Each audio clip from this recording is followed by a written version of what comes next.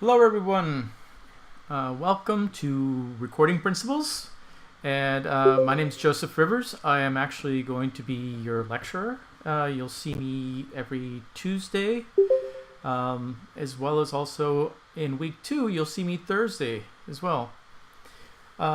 Basically, today we're going to, just because it's the first class, I'm going to show you guys the basics of what we're kind of expecting from you as far as the class itself, and give you an idea of what you're going to be learning throughout this month. I will warn you, it's a fast-paced class. There is a lot of stuff, but guess what? You're finally getting to start using some of your gear and becoming audio engineers. I know you guys have had 4 other classes so far, but this is the first one you're actually getting to play around with audio, which is great. Well, I guess let me start with just reviewing a little bit as far as the essentials. You're all familiar with the platform, hopefully. You've been using it, the FSO platform. The essentials, as you can see, you could just open this up. These are the basics that we have you do. As you noticed, all of these are 0 weighted. In other words, they're not for grades, they're more so for information. We want you to just go through these, acknowledge that you've read them and got the information. So we'll start off with, first of all, like the deadlines are everything, late submission policy.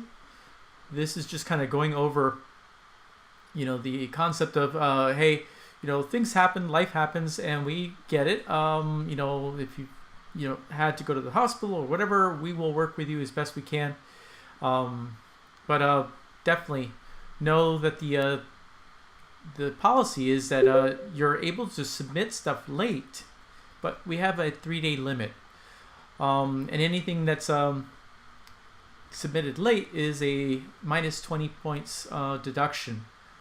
So this kind of explains it all for you, but know that things happen, and we will try to work with you as best possible. The next one you see is project submission and FSO issues. Now, this one I definitely want you guys to pay attention to. This is talking about practically every single assignment that you're going to have in this class is going to require you to have a logic session. See, we're working with Logic Pro X. And so you don't have to worry about Pro Tools and some of the other softwares that you're getting with your Launchbox. But with Logic, we have you submitting the actual Logic files. So just read over this, learn how to actually turn in your Logic files, because unfortunately, for whatever reason, the FSO platform sometimes will allow you to just bring it right over, but majority of the time, I would say go ahead and compress it or turn it to a zip file first. And this right here explains how to do that. I'll also show you throughout the class. But whenever you zip the file itself, then you have no problems uploading it. Other times, you might try it one time and it uploads perfectly, no problems. It auto zips it, in fact. Other times, you try to upload the Logic file itself and it gives you an error, or it sits there.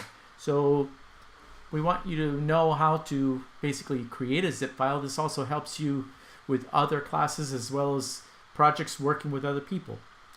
So very simple how to do that. Just run through this and it explains it. The other thing that this shows you is that if you have problems uploading anything, or for whatever reason things don't seem to be running quite right with the site for you, contact FSO support. They will be able to help you figure out what's happening and be able to fix those problems. And don't wait and just think, oh, I'll do it next week or whatever, because in the meantime you're not able to turn in stuff or whatever. So definitely try to at least shoot them an email and get them started on to trying to figure out what's happening. I do have even a third backup plan for things that submissions wise, and that is Dropbox. If you don't know what Dropbox is, it's basically, think of it as a storage place up on the web that is free for you guys to be able to upload large files and just send me a link and I'll be able to go and download those files. So your Logic sessions, for instance, they're too big to email, but you can use Dropbox and I would be able to get the session. Now, if you don't know what Dropbox is, definitely just click on here. You can sign up. It's for free, and it'll give you a certain amount of space, and you can even build onto it. But you don't have to. They do have a pay version of Dropbox. The free ones is more than enough for uploading these sessions that we have. Lastly, also, if you run into any technical issues, let's say your interface, you've hooked it up, you've followed the directions, and you still can't seem to get audio through your headphones, for instance. This is a common thing. You can contact the new tech or the tech helplines. It's a GoToMeeting, just like you are here right now, is a GoToMeeting. They run it every single day from 5 p.m. to 9 p.m. And if you click on that, someone will be there and they'll be able to help you out. They will be able to share screens with you, be able to see what's happening, and direct you towards getting your interface set up correctly. Or if you're having problems with software or whatever. It's all technical issues, right? So you have the direct link right here to the tech helplines. There is also a music helplines, but this is for the music classes. If you are in the music production, for instance, you'll probably be seeing this more often. You could click on there and there'll be people there to help you out with, let's say you're stuck on the explanation of what the circle of fifths is for music. So you do have another avenue there, but that one's designed around helping you with music theory, while the tech helplines is more so about your interface and software. So you have a choice there to what you're needing. All right, like I said before, just once you've run through these, you can mark them as complete. They don't count as towards your final grade, but it definitely shows me that you're actually going through the stuff and you're understanding. That way, I know I got you the information. The next one, you will see roll call. Hopefully everybody's done this one already. Roll call is just basically I'm creating a list of all the students that are in my class, as well as all the other instructors are doing the same thing. Sometimes a name might be populating our FSO platform of a student that already took it, or something happened or whatever. So this is our way of knowing who's here. It's kind of like a roll call. It's attendance for us. We can know that you're here and you're active, and then that way we make sure that you're on our list, that if we send out any emails or whatever, you're on that list. So that's the roll call. Go ahead and hit submit on that one if you haven't already. Next thing you'll see is important first aid, getting started with Logic. Like I said earlier, Logic is the software that we're going to be working with. The class is not here really to teach you Logic. It's more so to teach you the recording principles, or the basics that you will need to know for the rest of your career. If you get a good foundation from the basics or the principles of everything in recording, you will be able to progress so much faster, so much easier. You'll be able to understand when instructors are telling you about, making sure that the time-based effects are all in the aux. This is, all this lingo and everything, it's something that you need to learn and need to start understanding. So the class is surrounded around that.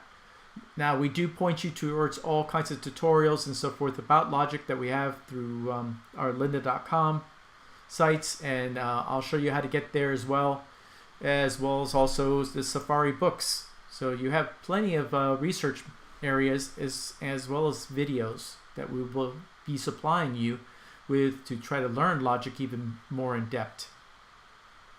Now, Logic comes with everybody's launch box. Everybody should have already gotten Logic. Hopefully you already have it set up. It's basically you're opening up the Apple apps, and you'll see that it's right here it says purchased. If you click on that, it shows you all the software that you have on your computer. Now, some of these might show up as accept. What that means is basically you haven't really set it up yet. Click accept and it will download, take care of itself, set it all up for you, and you now are able to use Logic, for instance. One other thing with Logic is since you are getting it through the Apple Store, don't think going to the Apple Store, then click download and purchase, because then it's going to want to charge you. We already took care of that for you. So definitely, all you have to do is go to purchased, log in with your Apple ID and password. Your Apple ID, you should already possibly have one. Use that same one. Use your own personal one. You don't have to start a new one. This is where all of your software is going to be registered to you. So definitely use your Apple ID. If you don't have one, then definitely go create and start one. Here is a link to be able to do that. If you had one, let's say you had an iTunes account before and you just can't remember what your Apple ID is, well, right here is how to get the password and Apple ID back, so that way you have what you need to use. Once you've signed in, you'll be able to do all that. Now, Logic, one thing we tell you is Logic has two modes, you might say. One of them is just the basic mode and then the advanced mode. What we want you to do is to show the advanced tools. You're now becoming, professionals at audio engineering, so we want you to be able to use all these, professional tools. Logic, real simple how to get there. You open up Logic, you open up Preferences, and right here you see Advanced Tools. You'll click on that, and you'll be able to switch. Right here, Show Advanced Tools. Once you click on that, you'll notice that up here it had what looks like wooden sides. Those wooden sides will disappear, and you'll have a lot more features. You'll actually have track notes, as well as session notes and all kinds of other things. A few plugins as well that get added and parameters on the plugins. So definitely just switch it over to advanced, and I wouldn't even bother ever switching it back. This walks you through more or less. Now you'll notice here it says download sound library. One cool thing about Logic, there, I'll open it up real quick. One cool thing about Logic is when you get it, you have access to a huge library. You go to Sound Library, download essential sounds, or just download all available sounds. As you can see, they're grayed out for me because I've already downloaded them. If I open up the library manager, you can see this thing is filled with all kinds. Each one of these is not just a single guitar, it's multiple guitar sounds, for instance. You have quite a few things, including reverbs, which are plugins and so forth. So you'll actually be able to download those. It could take a little while, I will say that. I've seen some students tell me it took them as long as 5 hours, but that's got mainly to do with your internet speed. If you have a slow internet speed, it can take a while. All you need to do is start it, and you could work on your laptop, work on Logic or whatever. Don't worry, it does it in the background, so that way it won't interfere with you being able to do assignments or work. Now, good thing to do is go ahead, download them all. You'll have everything, and every once in a while you'll probably get an email or something from Apple telling you, hey, we've given you guys more Logic sounds. You'll be able to update and get more sounds as they come out. Alright, so that's the important thing about Logic. Definitely make sure you have it installed. You're going to need it for every single one of our assignments. Now, the interface, which is the next one, setting up your audio interface. This one, definitely important, but know that you're only really going to need it twice in this class so far. You'll be needing it for this Sunday's assignment called Describe Your Acoustic Environment, and you'll need it again for the radio play assignment. Otherwise, you can actually do the assignments without your interface. You could just use the headphones. Use your headphones, use your headphone jack. right on your laptop, and you don't even have to bother connecting the interface. The interface is when you're wanting to actually access microphones and other things. But nevertheless, we do want you to set it up so that way you'll have access to be able to do all kinds of recording and so forth. Now, depending on the course that you're taking, if you're in music production, or you're the audio production certificate, or you're the audio production bachelor's, you'll be getting slightly different gear. So we've actually spelled it out here for you as to which piece of gear you're going to be getting. For instance, the Focusrite 2i4 interface is for the music production students, as well as also the audio production certificate students. And if you are in the audio production bachelor's, you're actually going to be getting the 18i20 interface from Focusrite. So 2 different interfaces. Now, why is that important as to which one? Well, I've created these interactive guides that will show you how to set up and walk you through. In fact, I'm going to go ahead and download that real quick. It is as you can see, a .swf file. What that is it's Flash. It's a Flash file. Now, just in case you don't have a Flash player, which is free, you can download it right here. Just click on that, install it. It will give you the capability of playing Flash files. Flash files are interactive. So what you would do is go ahead and download it, set it up. Then to open it the first time, just hold down Control and click, and you'll see it gives you choices right here. This is also how you do the compression of the file, how you turn it to a zip file. But open with, and then once you've added that Flash player that I just had you download, go ahead and select that. You'll see the Flash file opens up, and you can basically interact with the file. As you can see, I could just click and it takes me to different pages. For instance, here it's talking about what the Scarlett is, the interface itself, 2i4. Here you can see a picture of the 2i4. It's interactive in the sense of all I have to do is hover over something and it'll tell you what that knob is, what that button is, so that you get a better understanding of what the interface is. You can see I did it for the front. You could also say, well, where's the MIDI LED? Hover over that and you'll see up above it actually created a yellow box around the MIDI LED indicator light. This is for the front as well as also the back. You can see here I could just hover over and it tells me, oh, what the heck is that connector? Well, it's a USB 2 port. It's actually how you're going to be connecting the interface to your laptop. Which brings up another thing too, is you would have gotten also a hub in your launch box, because your laptops, the newest PowerBooks, the Macintosh has switched over to not having USB ports on the actual device. What they've done is switched it all to what they call USB-C. That's both for your power and for anything that's going to be USB. But you'll be needing a hub that converts it over to the standard USB that you might be familiar with. The little flat one, or the square one, as you can see on the back. USB 2 is what we call those. USB-C is the newest that you're seeing on the sides of your laptop. Logic also.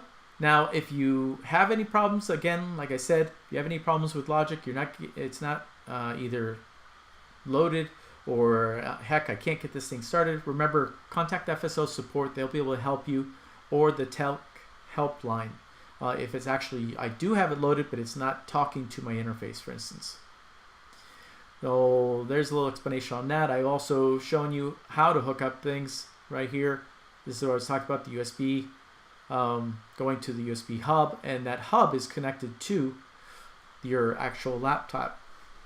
If you hover over, for instance, if you want to hook up the interface over here, let's say even if it's YouTube videos that you're watching, you just want it to go through your interface so you could hook it up to speakers. If you're getting monitors or whatever, you could just hover over this and this even walk you through how to set it up so that your interface will be able to produce all the sounds that are coming from your laptop. You also have, if you have MIDI devices, which I'm sure many of you probably do, your interface will work also as a MIDI interface as well as audio. And this kind of walks you through a little bit about how to set it up for MIDI devices. You won't be needing any MIDI devices for this class so far. This is more so about recording principles, but later you will be running into some MIDI devices. All right, so opening up Logic, this kind of walks you through. So all these things are here for you to be able to access and just, go through the pages, check out the different things, how to set stuff up, and it's talking about your interfaces. Now I just showed you the one for the 2i4, but if you have the 16i20, here is the Swift file for that. And again, you'll notice it's on there twice, the Flash player. Download that if you don't already have a Flash player, and that'll be able to give you the capability of playing these files or interact with them. All right, let's see, next thing. Getting started with Logic interface. Okay, your weekly training link. Well, you guys are here, so I imagine you already found that page and you have the link because you are live with me right now this Tuesday, and again, it'll be every Tuesday. The other thing I want to point out is we actually record these videos and I post them afterwards. They will be posted in the archive. Here's the the archived weekly training videos. The reason we do this is so that if you by chance couldn't make it to this live session, at least you could go and watch it later at your leisure to be able to get the information that you might need to do the assignments.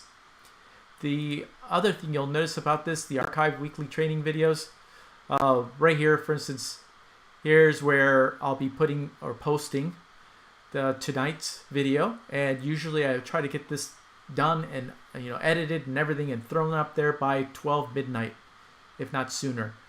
For week 2, you'll notice there's 2 of them. This will be for Tuesdays and then Thursdays, and then next is Tuesday and Tuesday again for each week. But notice right here, last month's archives. I actually leave the archives from past months quite often, so that way you can actually work ahead if you wish. You hopefully have noticed that all of let me go back real quick, all of the assignments are open from this past Monday. Everything is opened. You have access to be able to see what's going to be required of you from every single assignment, as well as also you have access to the videos. So if you wish to work ahead, or if you really want to do time management for this class, I give you the perfect opportunity, so that way you won't be late on any of the assignments. You have every single bit of information that you would need to be able to complete the assignments here in the videos from last month, as well as also you have everything open from day 1. I do recommend don't try to do assignments out of order, only because each assignment almost works off of the other one. For instance, we start off with just teaching you how formats, then we start talking about how to use your microphone and recording, and then we start talking about EQs and filters, and then we start doing actual mixes. So basically everything's building off of each other. You need to know each thing in order to be able to, at the end, be able to produce a project that is the radio play assignment. By then you'll know how compressors work, how EQs work, how gates work, how to properly route time-based effects, and everything else that we're showing you in this, this month. Gain staging, very important. I'll be harping probably on that quite a bit. I'll explain more in depth as I go through. But you can see everything's right here. So if you're doing the time-based effects assignment, you can click on this and watch it now. Some students like to work ahead. Some students would much rather be here at the live sessions and ask questions live. So you have your choices. Also at the very bottom, there's even some frequently asked questions section where I give you just short little videos talking about, well, how do I save a Logic Pro X session? There's the video I created for it. How do I bounce down MP3s? Here's a video for it. And I'll keep adding to those, as the time goes. But right now, you have everything you'd need to know. All right, that's the weekly training videos. There we go. Next thing you'll notice on here is the Safari Books Online. I mentioned earlier that you have access to Safari Books as well as Lynda. Safari Books, we give you 2 books that we recommend. Of course, there are tons of other books on there. You're more than welcome to go into Safari and Safari Books, I should say, and check out any book you might want. You can go through it, read it. There's also videos on there as well. The lynda.com stuff is also accessible to you guys, and let me show you exactly how to do either one of those. Now, you don't have to go into the URL and type in Safari Books and try to search for it, because then it's going to be really hard to maneuver into Safari Books or even lynda.com. Full Sail gives you a direct, you might say a backdoor or a direct link. That's because you are here at Full Sail. You have access to both Safari Books and lynda.com completely for free. If you go to where your picture is, right here in the top corner, you'll see you have a lot of info here, but right here under Resources, let me spread this out a little bit. Right under Resources, you'll see you have your student manual there. You have access to the Full Sail library, which has everything from sound libraries to books to videos, all kinds of stuff as well. But Safari Books is right here. And the lynda.com is right here. All you have to do is click on it. You'll notice, for instance, for Lynda, you just use your Full Sail login. And voila, you are there. You are now have access to thousands of videos about all different kinds of software. Close that. I don't need that anymore. So that's how you access Safari Books or lynda.com. Just again, in the FSO platform, you can click where your picture is or right up here this corner and go to Resources. There you have everything accessible. Direct links to it.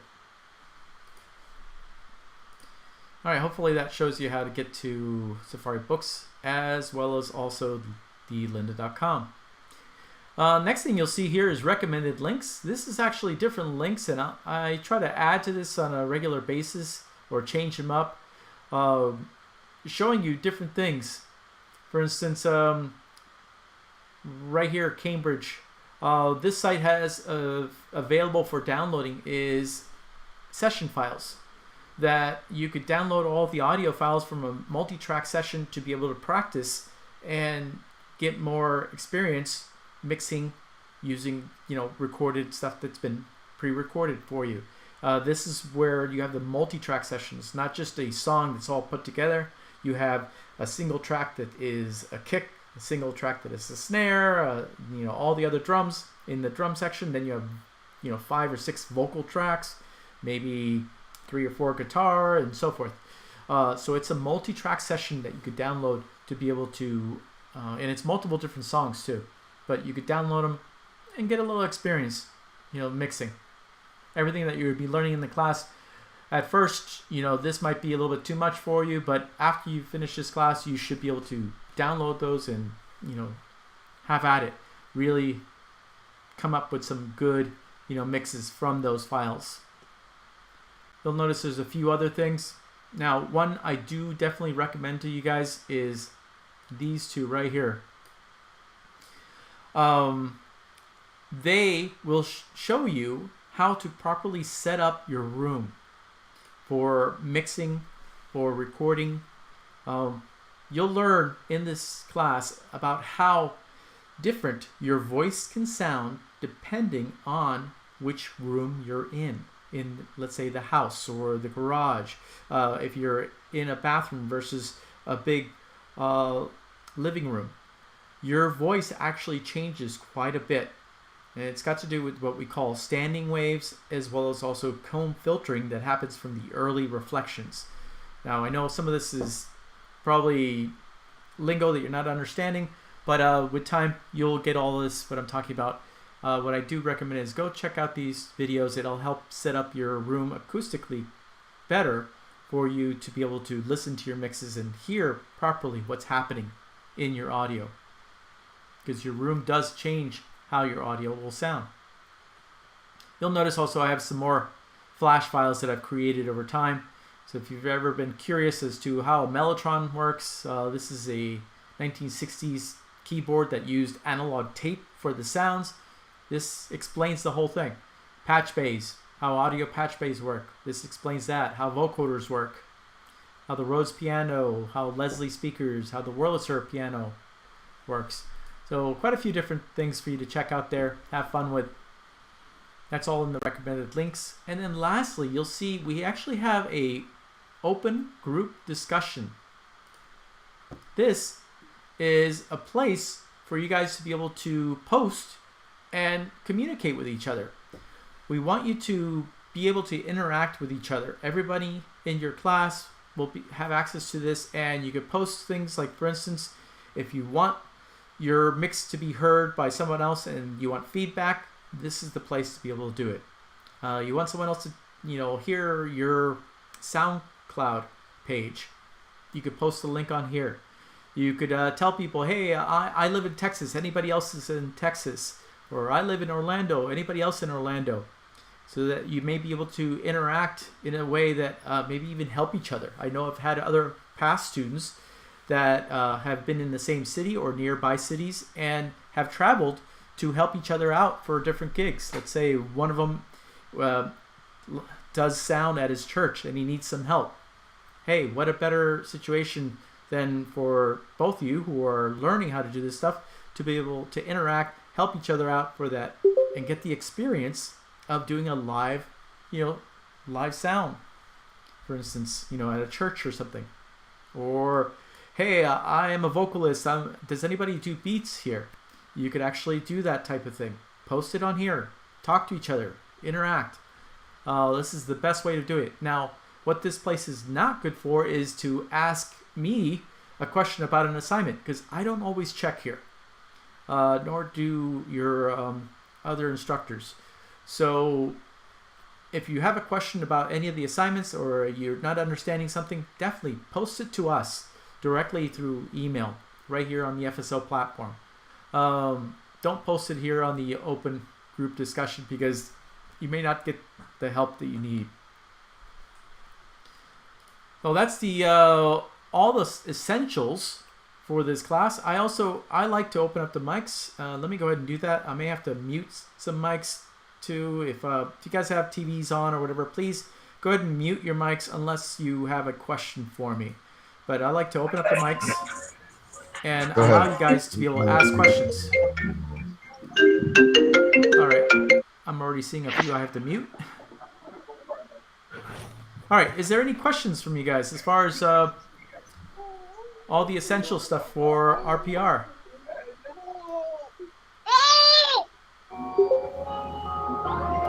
Okay, I've got another TV there. So, I don't see anybody asking any questions. Any questions? No? All right, and gonna have to mute that mic too. All right, well, okay, so if there's no questions, what we'll do is we'll go ahead and move on. And what we do each one of these Tuesday sessions and also that Thursday is I explain a little bit about what is required from each one of the assignments. Like I said before, you actually have the past videos to be able to watch as well, which sometimes different questions get asked. So good idea sometimes to even, hey, I just want to really make sure I got this. You could still watch the video.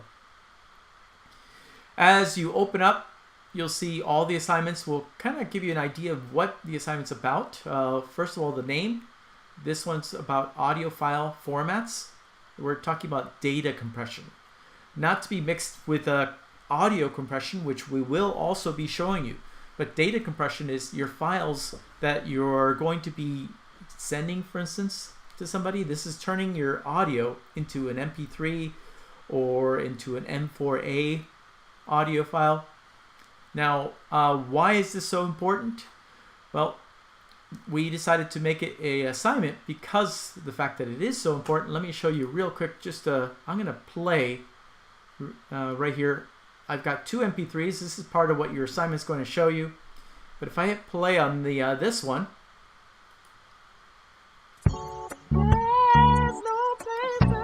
this would be close to what you would hear possibly off of an internet site.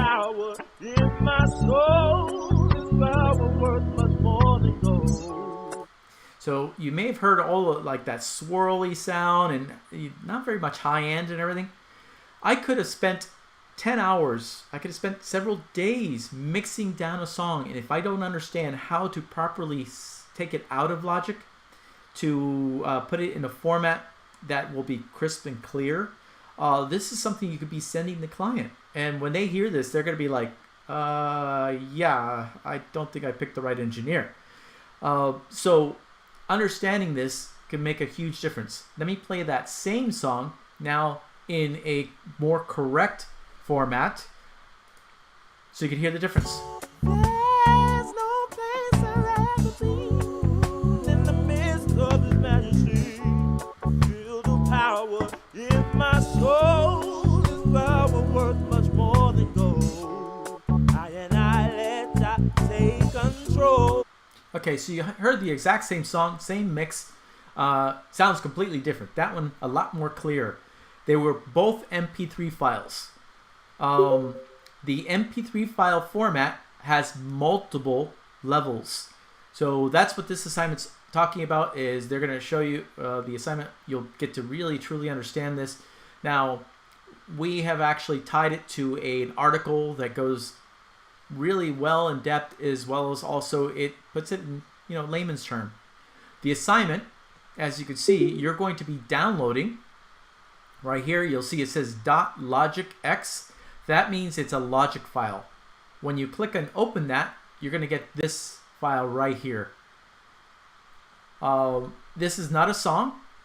This one is actually just audio examples that as you read, I'll click on this, open up.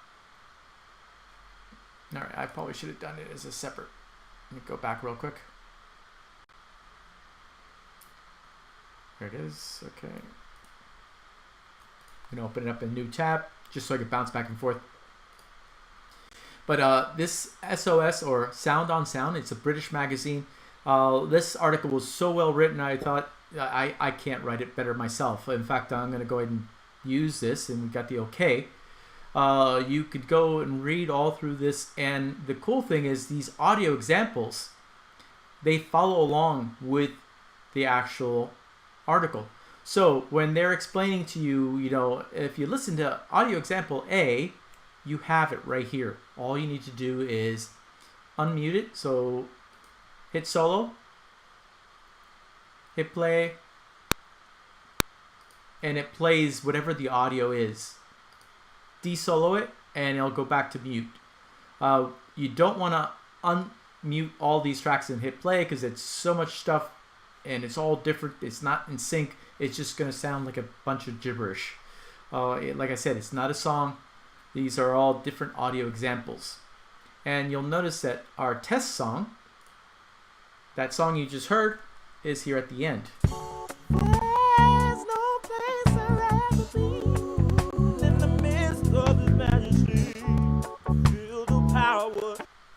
Now, by the end of this class, you'll probably be sick of that song because we're using that song also for our mix project. So you'll be learning with parts and pieces of this song throughout the different assignments. But that test song, we're going to have you for this assignment. Let me point out the other thing. Oops, wrong page. We also give you right here a PDF that helps you as far as being able to, give you instructions, you might say. I open that up. You can see it kind of walks you through step by step some of the things that, how to do some of the things that we're asking you to. because basically with this assignment, you're going to read the article, you're going to bounce down this test song in 4 different formats. Okay, 2 of them are MP3 format, 2 of them are the M4A format, or the ACC format, as they call it. The instructions show you how to do all that. I also have videos for you. You'll notice right here, where is it? Bouncing down to MP3, a short little video that'll show you how to do that. Also how to save your logic sessions, because you'll be sending back the logic session. This time you don't really have a whole lot of work that you're going to be doing in it, but as the other assignments, you will be showing your work within the sessions. So it's to get you started, get you used to how to do file management, how to save. I'll do a save as just to show you. So here's where you would name it. You tell it where you want it to go. Like I've got it preset to bounce it right down to the actual desktop. You'll notice it's a .logic file. That tells you that it's the logic session file, and that's what we're going to require of you. So let's here, let me come back over here, show you what I mean. You'll notice at the very beginning, we tell you to take the session and rename it. And this will be with every single assignment. You're going to be putting your name on it. You put your last name, then underscore your first name, underscore, and the name of the file. So coming back over here, you can see it's already audio file formats. It's already named somewhat. So I would just put my name, Rivers underscore Joseph underscore audio file format. I'm putting it on the desktop. We are saving our stuff as packages. You have 2 ways of saving, and the video shows you a little bit about each, but for all the assignments, go ahead and use package. What package does is it encapsulates all of the audio files and everything, all your automation files, all your software, synths and so forth, anything that would be required to be able to just click on this file, open it up, and you get the session once again. Especially if you're working with someone else, save it as a package. You'll be sending them the logic session file as a package. That way they have everything. You can see right here, copy files into the project, audio files, instruments, samples, Alchemy audio data, Ultrabeat samples, anything that was used. I don't have movie file checked on here, but if you're working with a movie, definitely you'd have that as well. So that saves it. You can see I hit save, and it popped up right here. Now, I'm going to show you how to zip this, because like I was saying earlier, when you have to turn stuff in, let me scroll down to that. When you have to turn stuff in, I can't, because this is just a preview, but under yours, you'd be able to do under the completion. You'd come here, select your logic file, hold down your control, and then click. And you'll see this whole new window pops up with a lot more choices. Here you can see compress. So I go that, release, and right now, I'm going to show you, I did this on purpose. Right now you can see it's stuck. It's sitting there saying preparing to compress 0 items. The reason for that is because I still have the logic file open.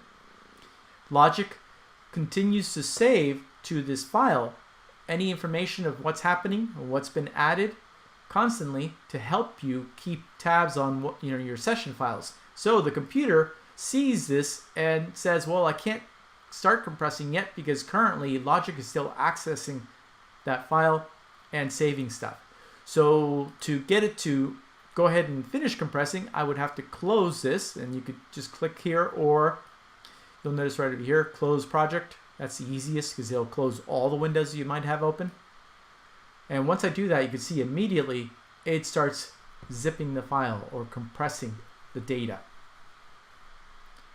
Once done, you can see it made a copy that is named exactly the same but it says .logic.zip.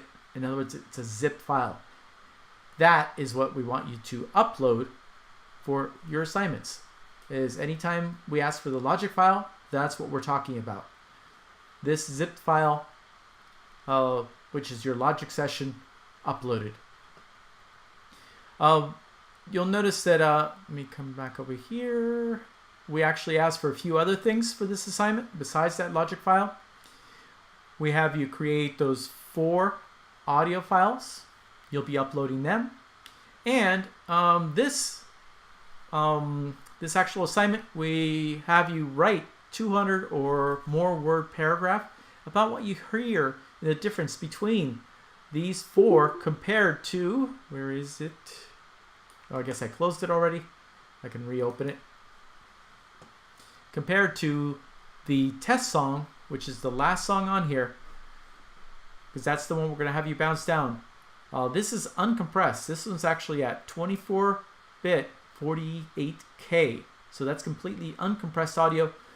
You'll notice it, if you were to actually have this as a file, it would be a lot larger than any of these 4 that you are going to be working with. These are the compressed files, and they are a lot smaller. Now, I think I saw someone in the chat window talking about this. Mainly, the reason we even bother using these formats is because of the internet and sites that are streaming audio. Now, depending on the quality of the audio stream, you'll have, different formats. If you're accessing, for instance, SoundCloud compresses their files quite a bit. If you are using YouTube, again, they compress. Spotify, everything's compressed there. But Spotify and some of these other services will give you the chance that if you want to pay for their service, they will allow you to hear the audio files in a much better quality. So they have them in a couple of different formats. So that's what the difference is between some of the pay sites and some of the free sites, is the audio quality that you're listening to. Now, why I was saying this is so important is because if I send a client this really low graded version of the MP3, this one that's 32 kilobytes per second, the client's going to be upset that what happened to my song? It doesn't sound anything like when we were recording it. He's not happy. The other thing is, if you go ahead and bounce down your mix and then you want to put it up to YouTube, or you're going to put it on SoundCloud, remember, they compress again. So that would make this song even worse than the file you heard earlier. So it would be compressed one more time, and it just really destroys the audio. So whenever you're working with, if you're wanting to put something on iTunes, for instance, you can actually make sure you're sending the best quality file for them to then compress it to what they need on their site, and your music will sound much better. So that's why I always want to point it out to you how important it is, because these sites, all they see is a file. Oh, and I need to compress it. They don't go listen to it, go, oh, well, this is already compressed, so let's just not bother with it. They compress it no matter what. One other thing I'll point out is you'll notice at the end, and this is practically on all the assignments, I give you here extra stuff. Like, for instance, you're working with Logic and you've never really used Logic. Well, Logic Pro X Essential Training on lynda.com is great for you to get started learning how to use Logic. Now, I try to tailor it to fit the assignment. So I don't tell you, hey, go watch the Logic Pro X Essential Training the whole way through, because that'll be quite a few hours. I point you towards the different things that you'll need for that assignment. So for instance here, Chapter 1, working with audio interface, getting to know your preferences, 2 important things, and then just establishing a workflow. That's these. You can see they're very short videos, but at least they get you started to start really understanding how to use Logic. If you have the time, great. Go watch the whole thing. But I know you guys have busy schedules, just like I do, and sometimes we don't have all the time. So that's why I've gone here and pointed you towards the exact ones that would help you out for the assignments. Another great resource here, I was just talking about iTunes. You know, if we have any artists who are taking this class, definitely you're probably going to want your stuff on iTunes. And understanding what I was talking about as far as data compression and so forth, this assignment will be very important to you. But Apple even has a mastering for iTunes, how to properly master your audio, because it's going to be going to iTunes. This helps you out immensely there. So I'll give you a direct link to that so you could go read that if this really is starting to hit home and going, wow, I really need to pay attention to this because I want my audience to hear my songs correctly, the way I intended it. Now the last thing, here I want to point out, every single assignment, and I know I'm spending a long time on this assignment, but it's just because it's the first one, so you get the gist of how we run all the different assignments. But every single assignment will have what we call right here this grading checklist. It will change depending on the assignment. For instance, here we're at the audio file formats assignment. The grading checklist is there to help you, and it's also there for the instructors, us, to be able to grade and give you guys all the proper grades that you guys will get from the assignments. Now, why is this so helpful? Well, you'll see what we need to do is, as when I grade this, I'm going to be checking for these two AC files. That's the M4A audio ones. I make sure, okay, yes, he turned those in. Did you bounce down and turn in the two MP3 files? Yes, he's got those, so you get all the points there. Did you write the 200-word paragraph? And the paragraph could be written into a Word document. It could be written into the comments, the feedback comments right here. Anywhere, just as long as you get it to us. So 200 words or more as far as the subject matter, and in the instructions we give you exactly what we're looking for. Next, you'll see submitted Logic Pro X session and the file named. So your file name should be named by your last name, your first name, and then audio file formats. It'll be followed by a .logicx, like I was saying earlier. You can see right here, for instance, or here's the one I named, Joseph Rivers, or Rivers Joseph, audio file formats .logicx. On many of the assignments, if you don't turn in the logic session, there's no way we could actually grade it. We can't give you a grade unless we see what you did. So remember, every single session or every single assignment will have a session that you need to turn in. Always remember your logic sessions. You'll get points for turning it in fact. Lastly, you'll see right here it says late. Hopefully no one will be late. I told you you have full access to everything, so that way you could manage your time. But if you are, we still accept late entries and so forth. You lose some points, unless you were in the hospital or something like that. And that first and under the essentials walks you through all the different university accepted excuses as to why you'd be late or something.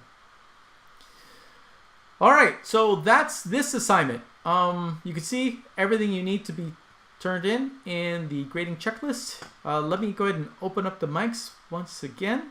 I'll also start looking through your chat window to see if there's any questions in there. What's up? You guys, go ahead and mute your mics if you're not asking a question, so we don't get interruptions from like TVs and everything else. All right, so let's see. Can you go through and turn on the first? Just make sure. Okay. I see a question as far as turning in stuff. I kind of just went through all that. Remember, you'll have to zip the actual logic file. Or something else you can do, if I hit Control, just anywhere on your desktop, I can create a new folder, right? Name that folder your name. So let's say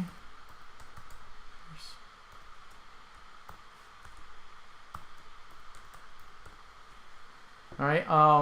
And I could also put the name of the actual assignment, but I could grab here. I'll grab my 4 audio files. I'll grab my Logic file, put it all inside of my folder, and now I can hit Control, click, and I can compress the actual folder. You can see it compresses it, turns it into a zip. It'll be in the same location more or less where you're at. And then I would submit the zip file that holds, if I open this up, you can see it holds the audio files, it holds the Logic session. The only thing I don't have in there is a Word document that has my 200 word paragraph written. All right, so let me see, what else? No, thank you.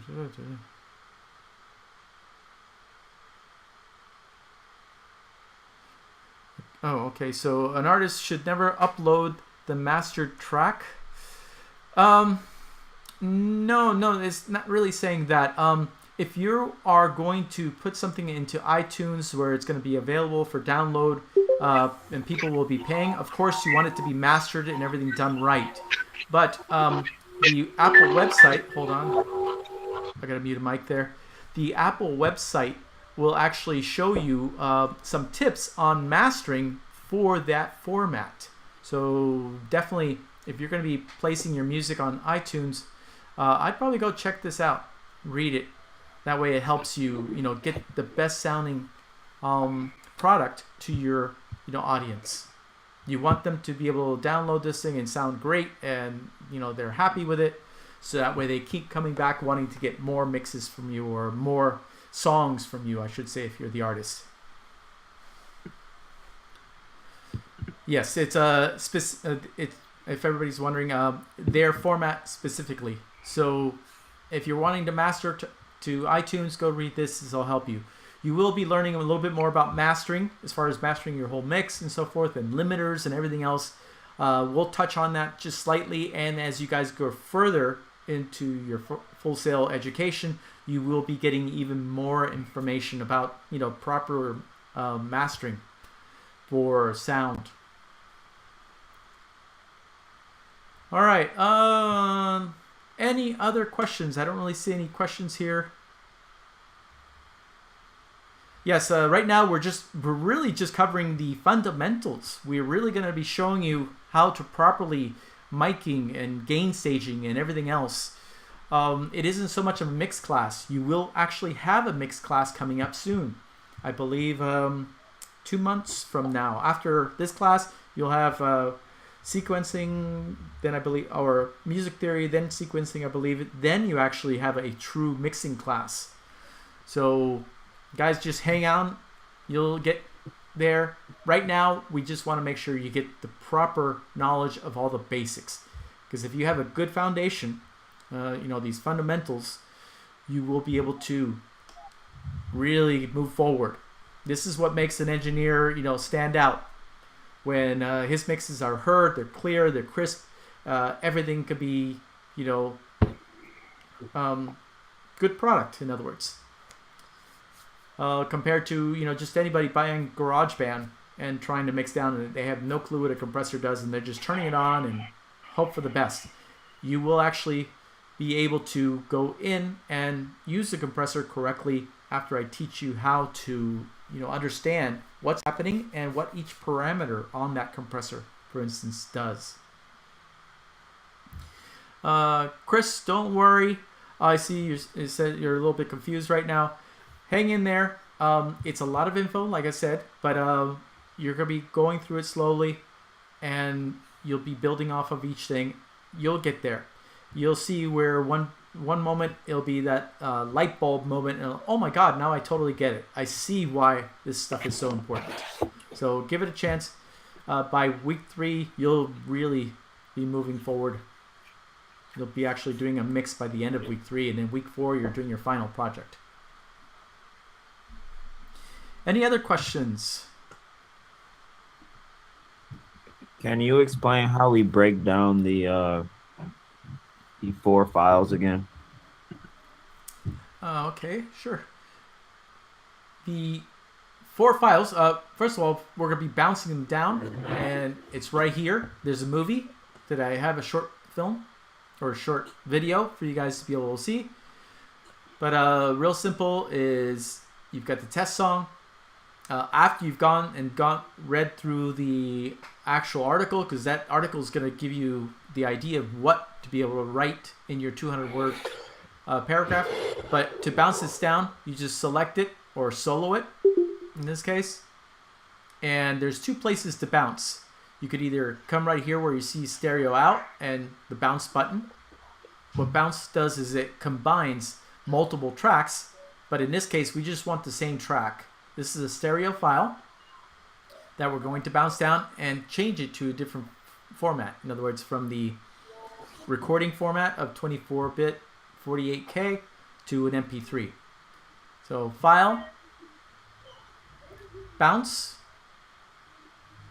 project right here, or selection. That's how you do it from up above. Or like I said earlier, you can actually come over here, hit this bounce button. Either way, this window will pop up. And here, a PCM format you'll learn about in the article, MP3, and then the AAC format, or the M4A audio formats are here. You click on whatever one you want to bounce down to. Like for instance, I could do 2 at a time, 1 MP3 and 1 M4A audio. And you select which bit rate. So for the MP3, for instance, the stereo bit rate, I have it at 320, highest quality.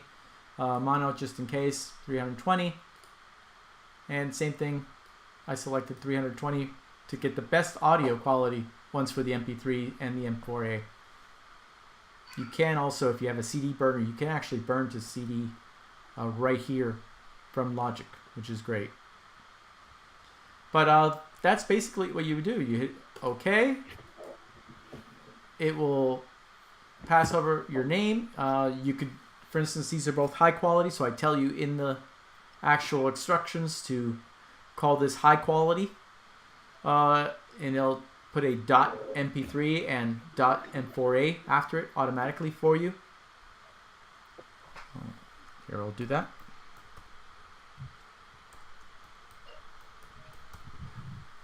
Just bounce it. You can see it basically bounces down the file that you have selected or the area. Up above you can see this loop or cycle range. And those 2 songs, same song, 2 versions showed up right here as high quality .mp3 or MP3 and M4A. And that's part of the things that you'll be turning in. But you'll have to listen to these and read through the article to really be able to write that 200-word paragraph. So would you do that again to get the other 2? Yes, but there you would. Here, I'll go to that. This time I'll go this way. Project selection. And I just make sure that I switch this over to the lowest. Okay. All right. Oops. 32. I like to switch them both just in case. So bitrate for mono, bitrate for stereo.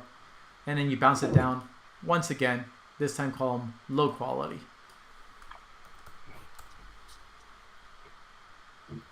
And then put them just like you did on the one before. Mm-hmm. Okay. See, here they are. Low quality MP3, low quality MP4. So there's my 4 audio files. I want you guys to go listen to them, start hearing the differences and so forth compared to the original. And the 200-word paragraph, basically, you're going to be explaining what you hear and the differences and notice in size the files. If you open up, you could again hold down Control and click on anything, and you get info. This actually shows you how large the file is. Like for instance, this one right here, the high quality is 3.3 megabytes. The original size was over 30 megabytes. If I go to low quality,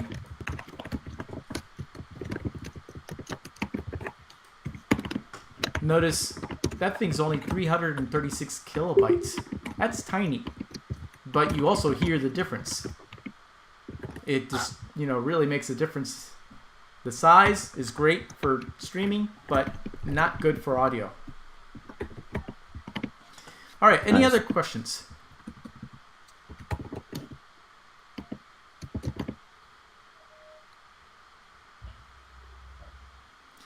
Actually, I see someone, Jeremy, you are asking actually questions for the next assignment, which I'm going to cover in just a second.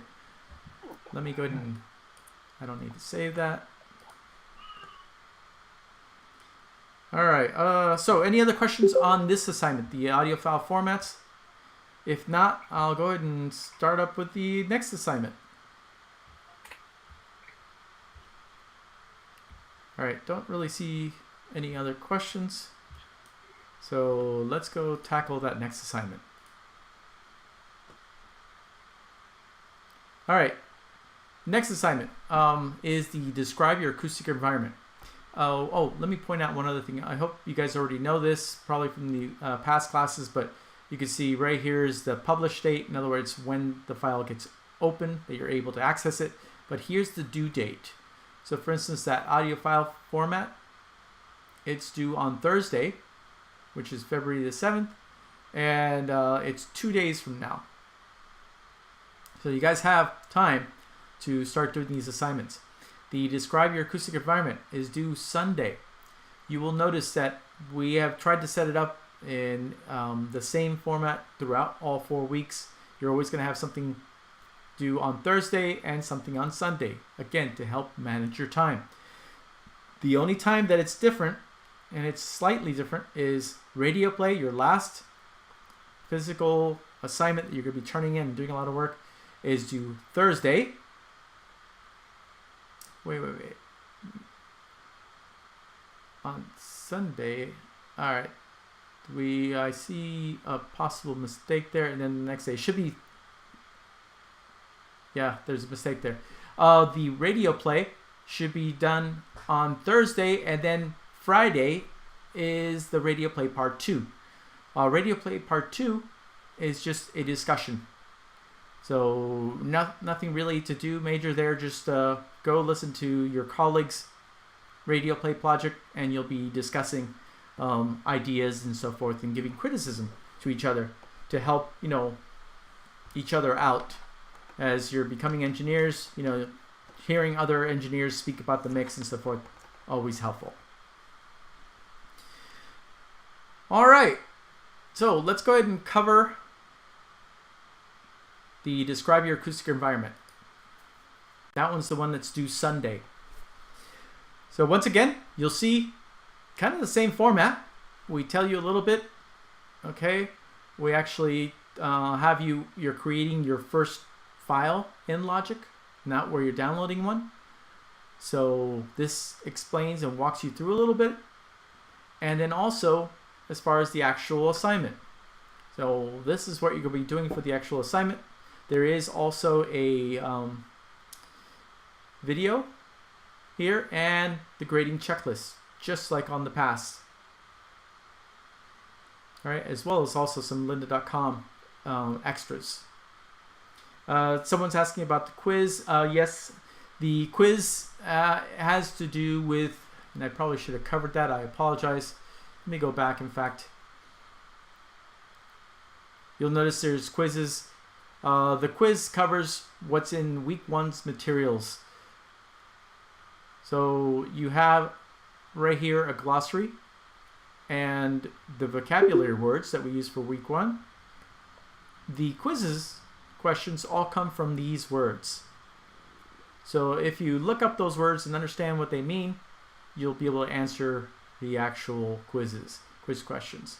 You also have these PDFs that go into a little bit about the different things as well. This is the ones we use for the campus class, but you online are having pretty much the same thing minus the labs. So we could still use these same PDFs that'll help you get an idea of what we're talking about, learning the actual lingo. So that's where the quizzes come from. is you have the vocabulary word, you have a glossary right here. You can also use Google. Really great way of finding out what some of these words mean. I do recommend is to put the word audio in front of it. Because, for instance, bounce. If you put down audio bounce and Google it, you will get audio-related answers. If you get bounce, well, you could get something, a website talking about bouncy houses. Not exactly what you're, thinking. So, definitely, if you're going to use Google or any other search engine, put the word audio in front of it. It'll help. Like audio amplifier, audio bit depth, audio bounce, audio cardioid. Definitely help you guys actually be able to, do a little research when you're using Google. Is put the subject matter. It'll help find it. The quizzes are due Wednesdays. Every Wednesday, you'll have 3 quizzes total in this. One for week 1, one for week 2, and week 3. Week 4. We want you to spend all your time just doing the radio play assignment. That's your final assignment. So we don't give you a quiz there. All right, back to describe your acoustic environment. And thanks for pointing that out. I'd forgotten about the quiz. So describe your acoustic environment. What this basically is going to be teaching you is how to understand how acoustics work in a room. Also, how to set up your hardware and computer to record. You'll be learning how to use your microphones. And then the most important thing is how to properly do gain staging. Gain staging is so important to your recordings. You'll actually be doing digital recording because you're going to be recording into your DAW or digital audio workstation. That's one of the vocabulary words, in fact. So what we're needing you to do is, let me go to Logic. I'm going to go ahead and create a new. Okay. It's going to pop up like this. Audio, yes, that's what I'm going to be recording. I can see that input number 1, great. Output 1 and 2, good. That means left and right. I only want one single input. We only have one microphone, so one input is perfect. And we're going to need at least 2 to 3 tracks. So let's just grab 2. So right there, you can see audio 1, audio 2. Now, something else that you're going to be learning how to work with is you want to name stuff. Because I could have 50 tracks in an audio session, but if they're all called audio, I have no clue how to bring up or down levels of different sounds because I don't know where that sound is. So first thing we're having you actually do is where it says audio, just click on it and name it. And since we're recording vocals, we call it Vox 1. Then over here, Vox 2. Vox is what a lot of engineers will use as a short for vocal. Same thing like guitar, for instance. We don't spell out the whole word guitar. We put GTR, guitar. If it's a rhythm guitar, we might put, rhythm guitar or GTR. We try to abbreviate stuff just to make it easier for us to be able to quickly find stuff. So when you name this, another cool thing happens is if I start recording on this track, let's say Vox 1, put it into record ready. And again, the instructions will help you through this. But record ready, that puts that track ready to go. And you're seeing there's already input. My microphone right here that I have is feeding my Logic session already. Input number 1, you can see it's set up. I have a mono file. Again, the instructions will explain this. If I click on it, it makes it a stereo file. Now, I have a USB mic, so that's why it's showing up in stereo. But with your microphones and the interface, you will only show up on the left side because you only have one microphone.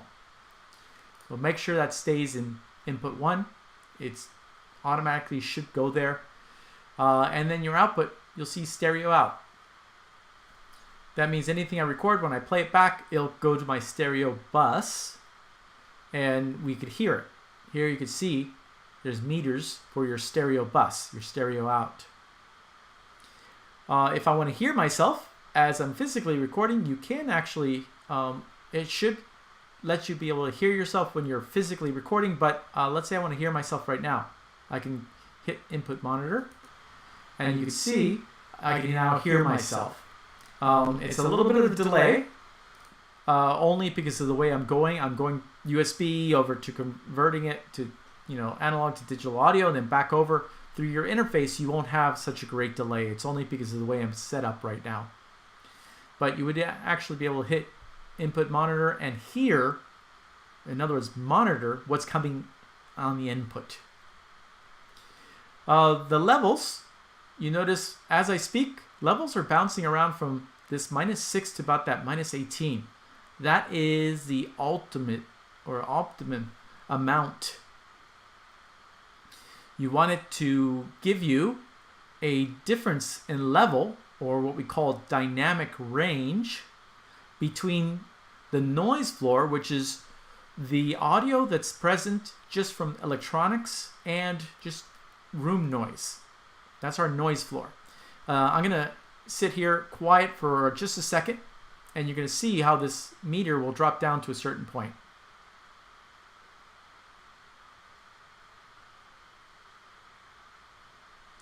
All right, so you see right around there, that -40 to -45 area. That area is where my noise floor is. But notice that when I'm speaking, I am going all the way up to that, -6. The difference between the noise floor and the peaks, where it's hitting, that is called my dynamic range. Now, I keep saying -6, -18, that area there is perfect for recording whatever you want. It could be a vocal, it could be a guitar amp, it could be a flute, it could be anything that you're recording. You want to keep good levels, a big difference between the noise floor and the peak, but not go so loud that you go hitting the 0. In fact, the -6, we use that -6 only because of the fact that that gives us headroom. The space between your peak and before you start clipping is called the headroom. This allows that if I'm recording, let's say a vocalist, they start singing, they're perfect, they're in this range, and then all of a sudden, here, I'm going to move them next to the mic, but all of a sudden they get really loud. They clipped, or I got right next to it. I didn't even clip, it didn't turn red. But it gave me headroom, so that way that spot, I don't have to turn around and say, we started clipping on your vocal, we need to re-record that one, because clipping will actually destroy the sound quality of your vocal. This is where you get distortion. That's where that word comes from. You're clipping the audio signal to where you're flattening. Let's say a sine wave going into it would come out almost looking like a square wave. You add harmonics that aren't present there naturally, and this is called distortion. No distortion. We don't ever want to record in a distorted field. Some people say, well, then why don't we just not record down here? Well, remember that noise floor? If I record down here, where my signal level is way down here, I would have to boost quite a bit in the mix to hear it. And when I bring up the level of that recording, of course, that noise floor that's also going to be recorded will go up. And when you start adding together, let's say 24 channels, and they all have the noise floor boosted, we have a very noisy mix. Meanwhile, if I record at these levels, most of the time I'm actually going to be mixing down here. I'm cutting the level of the original recording to make it fit with the song. That means my noise floor is going to go down. This is what makes a recording a lot more clearer. This gets rid of the noise that is on the actual recordings. So we want that dynamic range. This is all part of gain staging. Now, where do I set up that dynamic range? Where do I set up the level coming into here? That's on your interface. Right on the front of your interface, you have input number 1, where you're going to be hooking up your microphone. And you'll be turning up the level on input number 1 and viewing it here on this meter. So you have to have that channel selected. If you're in the mixer mode, that's where you turn on, you could see the mixer right in the same page. So right here, I could select that one and watch my meters move to where the level is where I want it. That gives you proper gain staging as far as recording. Later, you'll be hearing about gain staging too when we start running through plugins, when we start doing channel mixes, when we start subgrouping and everything else that's involved with mixing. But for now, we're learning about how to properly do gain staging on your mic pre to get proper levels to your recorder, whether it's a DAW or even if we're talking about the analog world and we're actually going to analog tape. All of this is the same thing. Gain staging, gain staging, gain staging. It's very important. Oh, what we want you to do is, for this assignment, of course, we're setting up all these levels. We've got it all set up. We're ready to go. I have my, right here, you can see under Mix, Pre-Fader Metering. I have my meters. You'll notice they're on the left side of the actual fader.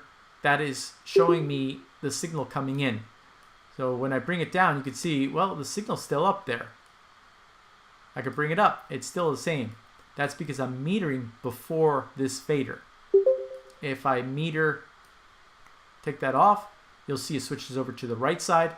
Now, if I bring it down, you can see, well, yeah, it's coming in, but this fader is not allowing it. We're metering after the fader. If I bring it up, there it is. Does this change the level of your recording? No. This is after the mic pre level that you had set.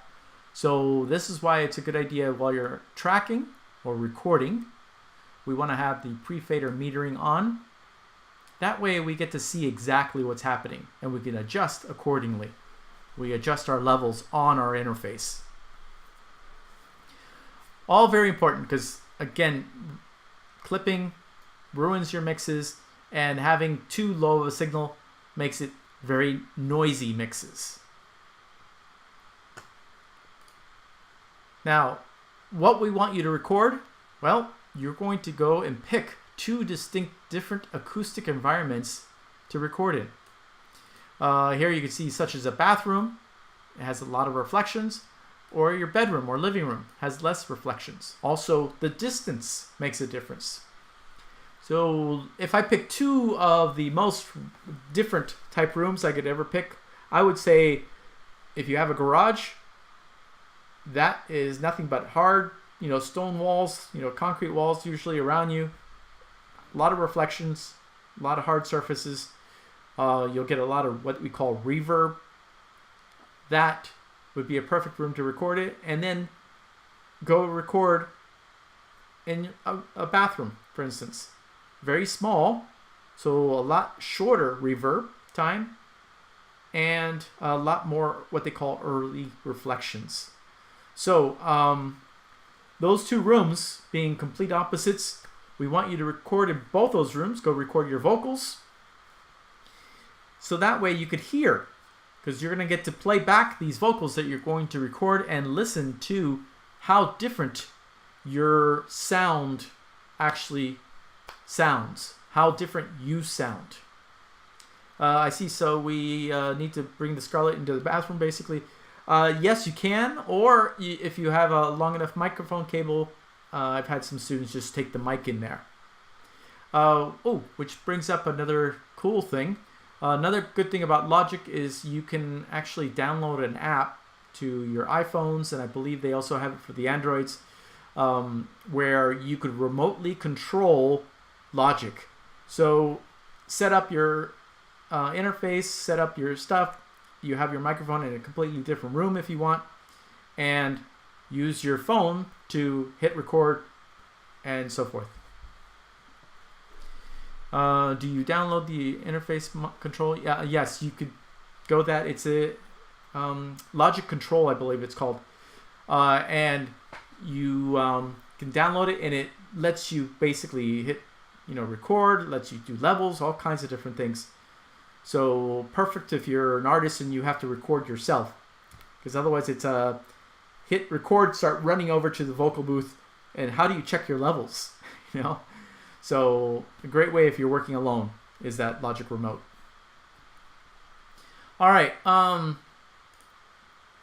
So where was I? Oh yeah, pick 2 different acoustic environments. Now, how do we know how to choose these environments? Well, there's a simple thing that you could do. We call it the clap test. You could actually go and literally just walk into a room and one single clap or 2 claps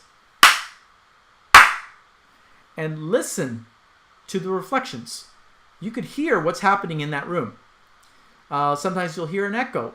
Sometimes you'll hear what they call a flutter echo. You hear this fluttering sound. It's the sound basically bouncing back and forth between 2 walls. You might hear standing waves. You might hear all kinds of different things. But it gives you an idea what's happening in the room. Another great place to record vocals, for instance, is a closet.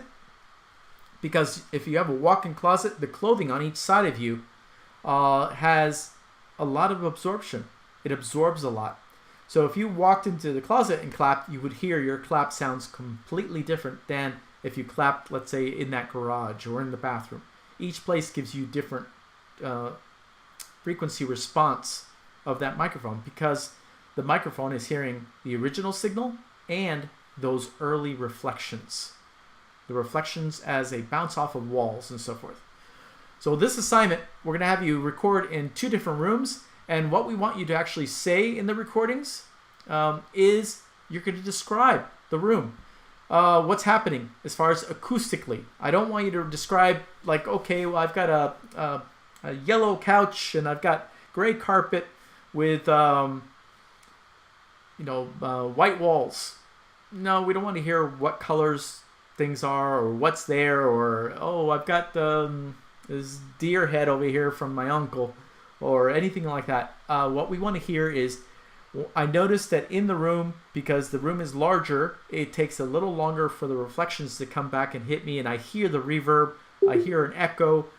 Describe those type of things. Describe audibly what's happening to the audio as that room. Someone's asking, what about, do we record the claps? No, don't record the claps. I've noticed that when I used to tell students, go ahead and clap like twice, record that, and then start describing the actual room as far as acoustically, that they set their levels to just the clap, which is a lot louder than their voice, and their voices were really low. So to make sure that you guys understand, whatever you're recording, whether it's the voice in this case, or if you're recording a guitar, you set up the levels for the loudest thing, yes, but if you're going to be also recording something soft, then you have to stop and record the soft thing at a new gain structure. That way you have both of them recorded at good levels. So in that case, for instance, I would have, if I wanted to record some clapping in that room to really hear the room as far as what it sounds like with the clap, I would record, stop recording, then come back, set up again for levels for my vocal, and then record that, my vocal. But all we're asking for is that you need to just record yourself speaking. Don't worry about the claps. You use the hand clap to go and find or pick the 2 rooms that you want to record in, and just pick the 2 most drastic differences. So no claps, exactly, as far as in the recording. I know some of you might be military. I was actually prior military, and I know in the barracks, sometimes you just don't have multiple rooms.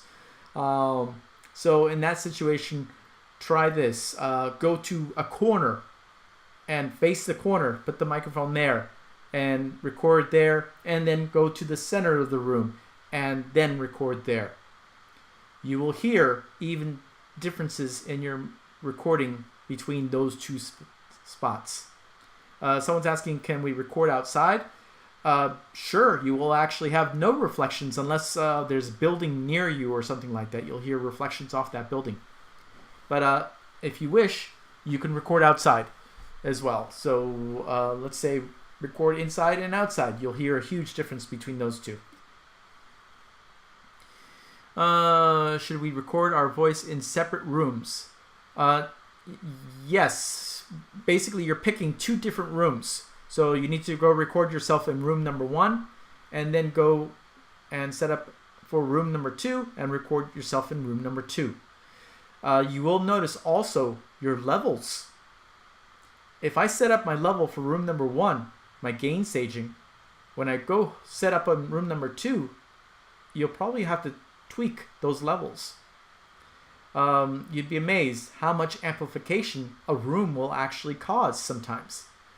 You might be familiar with this, but amphitheaters, they're designed to amplify sound. That's why you could hear the people on stage so much better. The acoustics were designed to amplify the sound. So your room could actually amplify the sound without you really realizing. So gain staging on each room is actually required. I would say anytime you're going to record anything different or in a different room, always check your levels. Make sure that you've got good levels going to the actual recording itself. Okay, so now the length. That's the next thing I should talk about. The total of Vox number 1 and Vox number 2 should equal out about 90 seconds.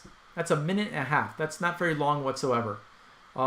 We just want you to get an idea of what each room sounds like. We say 45 seconds in each room. The next question I usually get is, well, how do I know it's 45 seconds? Is this number here? Do I have to go to 45? No, that's actually telling you bars and beats. If you click right here, you can actually see where you can have beats and time or just time. If I go to just time, for instance, you'll see the beginning starts at 1 hour. We always start at 1 hour. You'll learn about this later with syncing stuff up as far as SMPTE time. That's what this is. You got your hours, your minutes, your seconds, your frames and subframes. This is talking about SMPTE, which has got to do with when you're locking to video. But nevertheless, let me go ahead and zoom out. So as you can see, as I'm scrolling across, right there, 1 minute, 30 seconds. That's how much audio I would need. So just 1 minute and 30 seconds is the minimum we're asking for. If you go slightly over, don't worry. If you're at 88 seconds, no big deal. Just give us at least 45 seconds per room, so that way you get a chance to really hear how your vocal sounds. You will also notice how certain sibilants, when you say S's and how they react in the room versus, other words. So your room actually gives you a room tone, you might say. It gives you a different frequency response any room you go to. So that's what part of this lesson is. It's all got to do with your proper gain staging, in other words, setting up proper levels, using your microphone, and also understanding how to, start using Logic and recording, labeling stuff, management. So there's a lot of small lessons in here that you guys are learning throughout, but we're trying to show you a lot of information in a short time, which is 1 month, 4 weeks. So go through, follow through the instructions, and we're showing you proper setups and everything as you guys go through everything.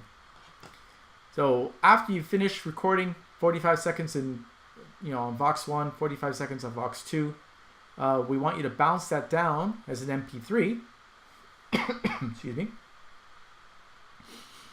Bounce it down as an MP3, and you're going to be turning that MP3 in, as well as also the Logic session. Here you can see everything we're checking for. Did you submit your completed Logic session? Naming with your last name, your first name, RPR Acoustics. So yes, great, you get 10 points.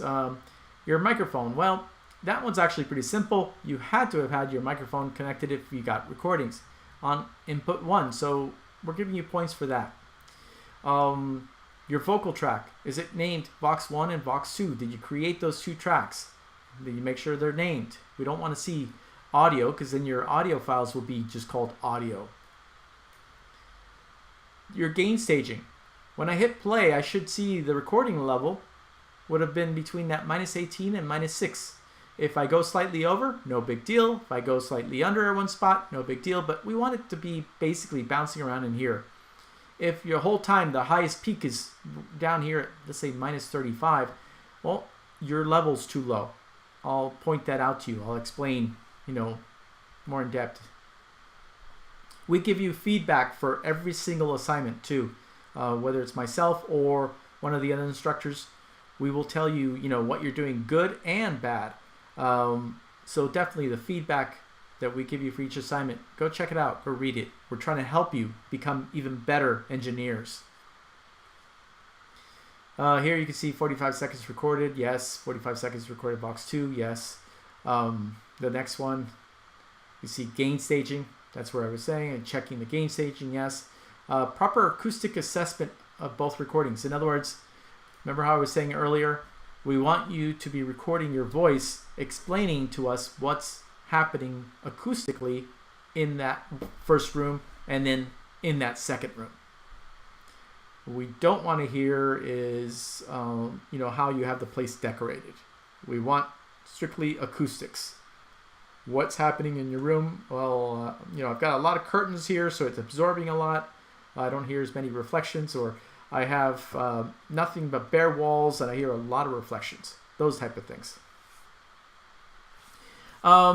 Someone's asking, should I remove the mic popper or pop filter, is what we normally call it, or the reflection, or we actually call them reverb killers. Yes. For this assignment, we actually want to hear the room. You'll be learning a little bit about the pop filters, as well as also those reflection, what we call reverb killer box. In fact, here I show you how to build your own if you want. Not required, but this walks you through how to build a simple box that you put your microphone into with certain materials to absorb, and this gets rid of a lot of the early reflections, which makes it great to be able to hear, the differences. So how to build this, you could do it for free. You could actually go get a box from Walmart. I walk you through the whole thing in this PDF, how to actually build one of these. Does it matter which mic we use? Well, if hopefully you use one of the microphones that Full Sail has supplied to you. If you have your own mics, that's fine too. As long as it's a microphone that you're physically connecting with an XLR cable to your interface. In fact, here, let me find, where is it? Oh, darn. Well, an XLR cable to your interface, so that way you can actually get used to connecting your microphones and so forth. I'm looking real quick here to show you, as it's one of your vocabulary words. I know I've got some pictures of this.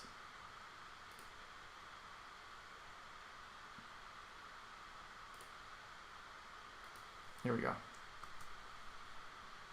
All right. So on your interfaces, you have this. This is called a combo jack. That can be used for an XLR or a 1/4 inch. This is what a 1/4 inch TRS looks like. This is a 1/4 inch TS, or tip sleeve is what it stands for. So the tip and the sleeve. And this is an XLR. This is the XLR male connector. You'll see the female connector connects directly to the microphone, and the male connector connects right to your combo jack that's on your interface. So these are all things that, I guess I'm taking for granted, but I understand you guys are, first time, for some of you. So all of the stuff that we're showing you and all this will help you start understanding this lingo. Like XLR, well, now you know. what an XLR looks like. It's the connector that's used for microphones as well as also pro audio gear, what we call a balanced connector. These are, this one is called unbalanced. Anything that's balanced will have 3 connections. So tip, ring, sleeve, 3 connections. XLR pins, it's pin 3, pin 2, pin 1. So XLR has 3 connections. That's a balanced connection. All right, the next thing, also talking about microphones, you'll see I give you right here this 414, talking about mic patterns. We actually have different mics that have different vocal, I'm sorry, I started reading someone's question. Different patterns for microphones. Now, where do we use these patterns? How do we use these patterns? Well, this little interactive guide will help you start understanding what each pattern does. 0 degrees. Like right there, you heard audio of me speaking and saying 0 degrees, meaning your sound source is coming, and that microphone, you'll see the logo right here. It is aimed directly at it, so we're at 0 degrees. If I rotate this mic, which I could just click on the mic to rotate it, it'll rotate over to 45, then 90, and continue all the way around, showing you how this polar pattern, which happens to be cardioid, one of the, again, another one of the words for the quiz and so forth. Cardioid pattern basically is designed where it picks up in front of the mic and rejects audio or noise from the back of the mic. So as I click on this, 45 degrees. you could notice this is what we call off axis. We're not at the 0 point. My voice starts changing, and notice at level. 90 degrees. At 90, for instance, you hear less high-end frequencies. So I could actually aim my mic if I wanted to on purpose, because let's say the person has a lot of sibilants, a lot of S's, and a lot of high frequency that is, not good for the recording. You could actually rotate the mic, change the recording on and off axis. This is also used a lot for guitars. Guitar amps are mic'd up certain ways, and we could record on and off axis with the mic. If I keep clicking on it, I'm going to be on the back of the mic. Notice how much level and how different my voice sounds. 135 degrees. 180 degrees. In fact, there you could barely hear my voice. I'm very, very low. In fact, we're hearing more reflections than we are actually hearing direct signal from my voice. So, microphone can be pretty important as to how you capture your sound. This will help you understand the different patterns. Like there's hypercardioid. If I click on that, you can 0 see degrees. it changed, showing you how it's more rejection on the sides, but it has on the back, it does have a little bit of a pickup. As I rotate, 90 degrees. you can see this would kind of be what the pattern looks like. 135 degrees. You see at the back, 180 degrees. I'm able to capture a little bit more of my vocal, but it's still a huge difference from the front.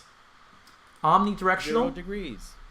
that means any direction I come from it, I pick up basically the same amount of frequency response as well as level. Bidirectional, you 0 can see degrees. it looks like a figure 8.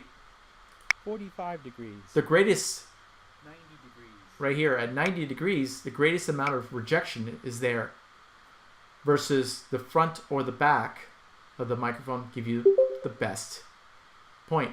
Now, why would we bother having this? Well, what if you want to use one single microphone to record 2 people speaking to each other or doing dialogue? Or if we have 2 singers that they're singing a chorus, part of the chorus, and we need to record them both at the same time because they like working off of each other. This is the way to do it. We grab a bidirectional type condenser mic, we call it figure 8 sometimes, and you put one singer on the front, one singer on the back. So this whole thing basically lets you 0 degrees. check out both audio, and you can see how the polar patterns work. So a great little way of learning about microphones. This is the AKG 414. You can see on the front it has switchable patterns. So I actually brought this into the studio. We recorded it here at Full Sail Studios, and in our Studio A, in fact. I set up the mic and I rotated the mic, and I stayed positioned in one spot, spoke, and then hit two pieces of wood together right in front of me, so that you'd get an idea of a percussive sound and also a vocal, and how much change it has on all these things. All right, that's there for you guys to be able to download and check out. All right, I think I've covered everything. You'll see in here.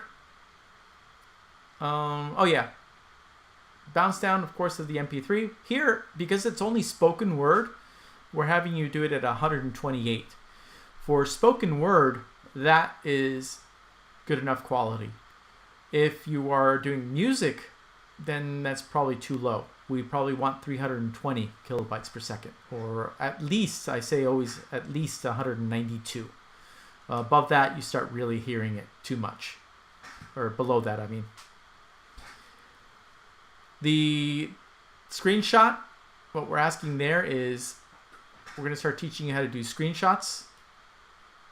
So I have, right now, you can see my mixer is open. That's this button right here. My main window is open. You'll see that's this one here when I record. In fact, let's go ahead and record. Put it in record ready.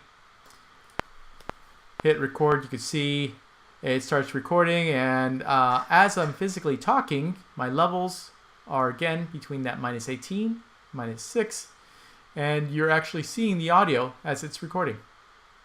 I can hit the space bar. It's a quick way of stopping it. Or hit play. I just use the space bar. It starts recording, and as I'm physically talking, my levels are again between that -18. So you get to see that how we can record, and it's named Vox1. The file name will match the track name. This is why it's so important for us to label stuff. I can actually later be able to look at all these audio files and know exactly what the audio file is, so that if I need another copy of it, I bring it over and do everything I need to. There's our vocal number 1. If I want to start recording from over here at the end of that one, record vocal number 2, I just place my marker there. I can put where I how's the count off or not.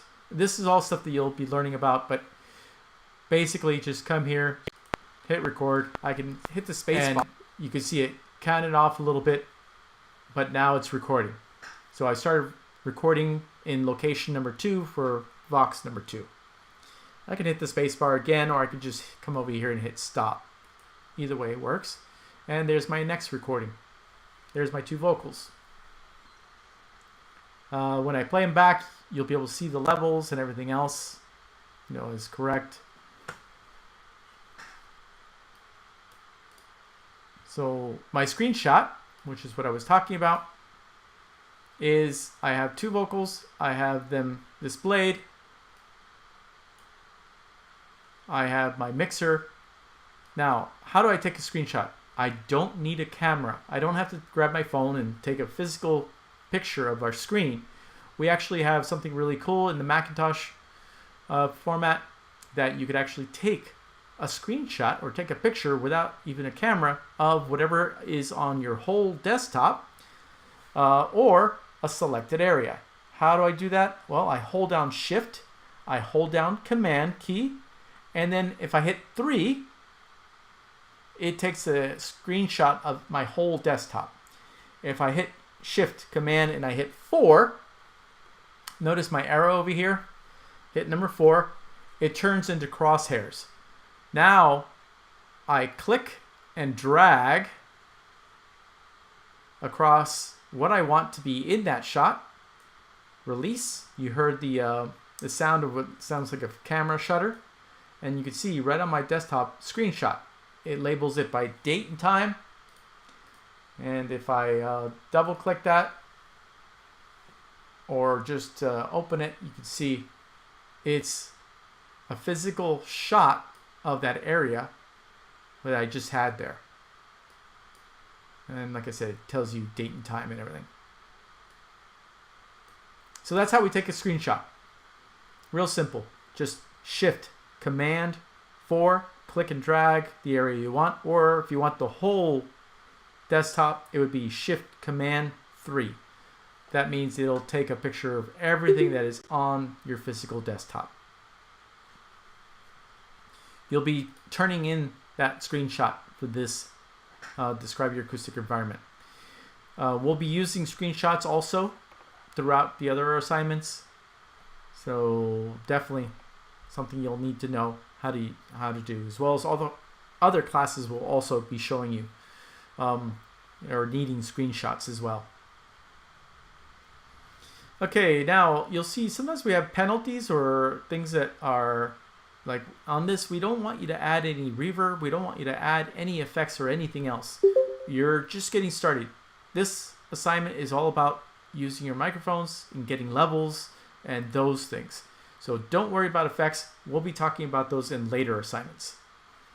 And late, of course, you get also points deducted. All right, let me glance through the chat window. Also, I'm going to open up the mics and see if there's any questions. Good idea. Right.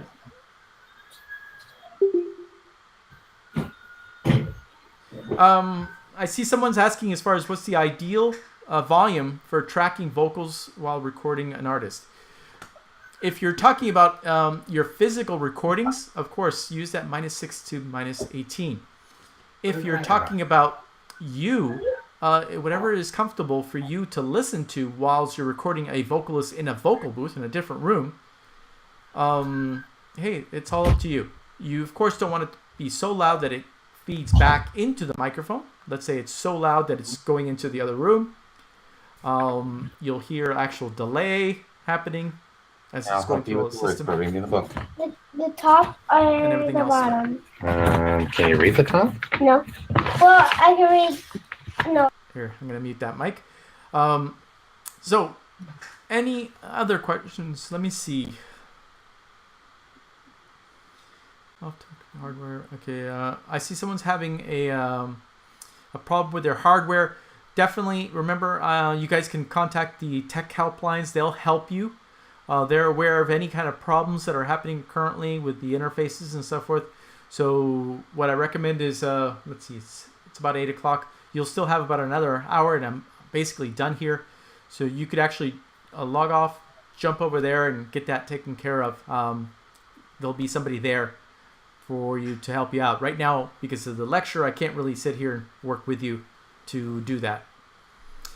Do you take calls or only emails? We do take calls or emails, either way.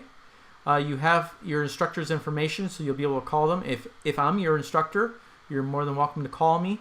My information is also there, so you'll be able to call me. My hours, well, Tuesdays I'm here. So Tuesdays are a bad day to try to call me. But on Mondays, Wednesdays, Thursdays, and Fridays, I'm usually there from 9 to 5. And that would be Eastern Standard Time. So depending on where you're at, you have to kind of calculate so that you're calling within those hours. No problem. All right. Let's see. Anything else? Outside, or you answered that.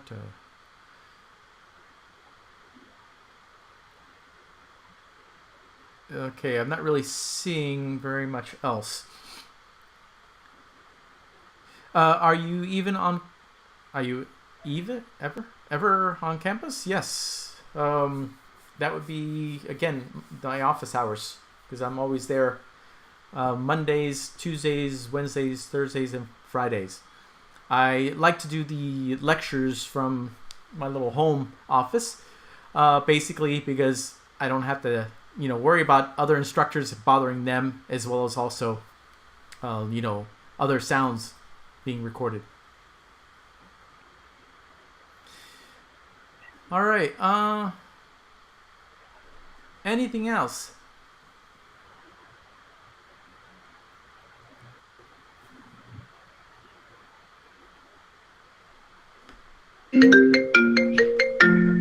Somebody's got a phone call.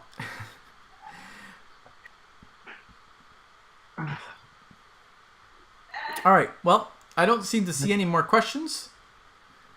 If you guys have enough information as far as...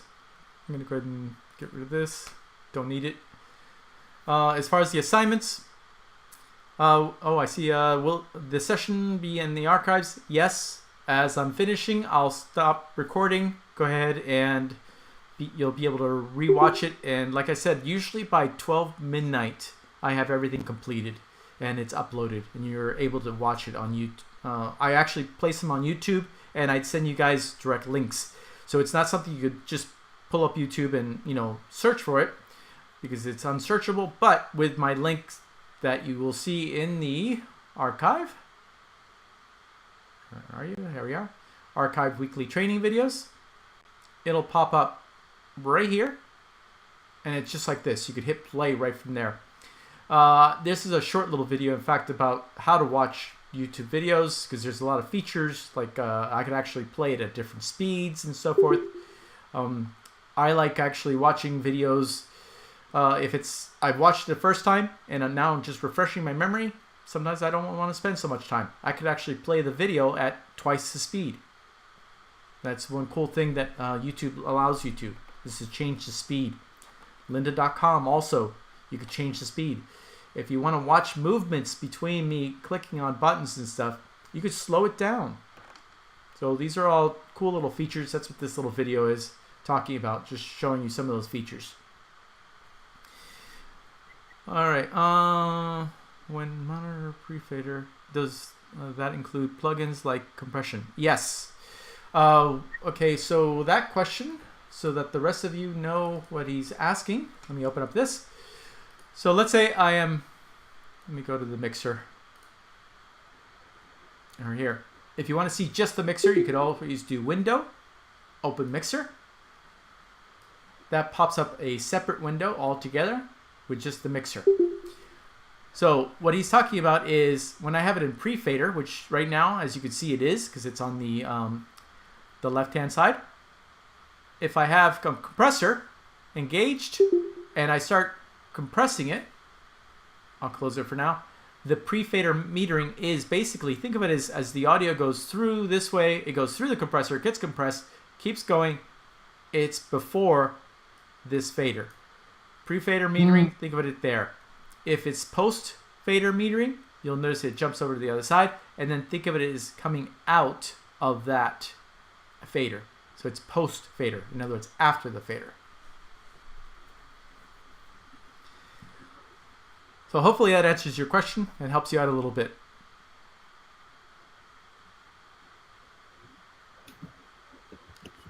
All right, any other questions? One other thing for you guys is I am very much open to questions. So even after we finish, let's say I give the lecture about the 2 assignments for that week, I will allow you guys to ask questions that maybe don't pertain to this, or you're working on a project and you're really curious about something. I welcome those questions. You guys are more than welcome to ask me questions, and I usually just ask, hey,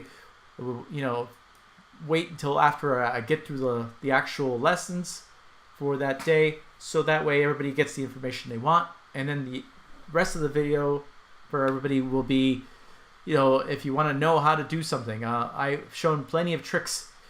If you have my class, if you're in my actual class, you'll see some of my credentials. I have 35 plus years of experience. I've worked with a lot of major artists as well as local artists. If you've ever heard the song "Come On Ride the Train" or "The Train" by Quad City DJs or Disco and the City Boys, I was actually the engineer on those records. I've worked with Stevie Wonder. I've worked with Patrick Moraz of Yes, Moody Blues. I've worked with Turbo B of Snap. I've worked with quite a few artists. So I have a lot of experience, and you guys have me here. So why not ask me questions? I welcome the questions, and I'm one that I'm not about, oh, I got to keep these secrets. I'm more about, hey, why not share the wealth? I've done it. I've had my career. Now I'm enjoying actually showing you guys how to do this, and you're going to have your careers. Hopefully one day you'll come back and tell me, hey, those tricks you showed me, I used them on, this brand new artist, and we just got nominated for a Grammy. That would be wonderful for me, because then I've passed it on. When I got when I was nominated for a Grammy, for me, it was like, holy cow, I guess I am an engineer. That was my moment of realizing I must be doing this stuff right. So definitely ask me questions. I'm more than willing to help you guys. How did you get a chance to work with those guys? Be honest, it just kind of happened. Working with different artists locally, and people were hearing the songs and so forth, and next thing you know, I'm working with someone else, and then they're telling somebody else. So a lot of word of mouth. Patrick Moraz, in fact, he had heard a project I had done with someone else, was very interested. Well, how did he get this sound? He met me. We met in LA at one of the NAMM shows, and he decided to come out from LA I lived in Orlando at the time, and came to my studio and recorded one single song with me. And I was like, okay, I know who this guy is. Why is he coming all the way to Orlando? Didn't know he was checking me out. Ended up mixing that, working with it, and the whole song was just me doing crazy stuff. And I was like, this isn't sounding like a song too much. And afterwards he told me, yeah, I know. I just want to see how you work and how we work together, and I'm very pleased. And from that point on, I became his engineer. I worked for him for the next 8 or 9 years straight. Just he was flying me around to do different sessions, as well as also working on different projects right out of my studio, which I owned a three-room facility here in Orlando called Audio Playground for many years. But very much into synthesizers. This is one of the reasons why Patrick enjoyed working with me, because I understood keyboards and synthesizers. He was the keyboard player for Yes, for the Moody Blues, a few other groups and stuff like that, as well as his own stuff. Patrick Moraz, Story of I, for instance. But you would actually see my name as co-producer on a couple albums that I did with him. He actually ended up giving me production credit, which was great. Let's see, any other questions? So if you guys have no questions for me, or can't think of anything right now, hey, you'll have me next Tuesday or so forth. Now I can answer a bunch of questions there. I see someone asking about how to import music. That's a good question. Here, let me show you real quick. Well, I guess I could use this. I'm going to create a new track. All right. So right here in Logic, you go to track, new audio tracks. Real simple way of doing it. All right. So that's audio 24. Let me close it here. You can see it right here. Logic is really easy. See, audio 24 is open, empty. I can grab my MP3 or my whatever format and drag right onto it. It will actually import it right into your actual session. So all you need to do is, let's say it's on CD, you could actually remove or rip the audio off the CD, and you would be able to actually just drag it right into your session. Logic will convert it if it needs to be converted. It will work with multiple formats or whatever and put it right there for you. And you can see I bounced that down as a stereo file, so you can see right here is 2 rings. That means it's a stereo file. If I zoom out, they'll actually show up as two audio files, which is the left and the right, or stereo file. All right, be okay. Can you use your own mic? Yes. So if you have a really nice microphone, sure, why not? I know one student, decided he wanted to really hear the differences. He had just bought a nice Neumann microphone, and he wanted to hear the differences between different rooms, and he used it as part of the assignment. So yes, you can use your own microphone. All right, Brittany's asking, can you get help with my headphones? Yes. Why not? Yeah, let's go ahead and... Oh, shucks, but I don't have the... All right, I'm going to have to do something real quick. I'm going to have to quit Logic.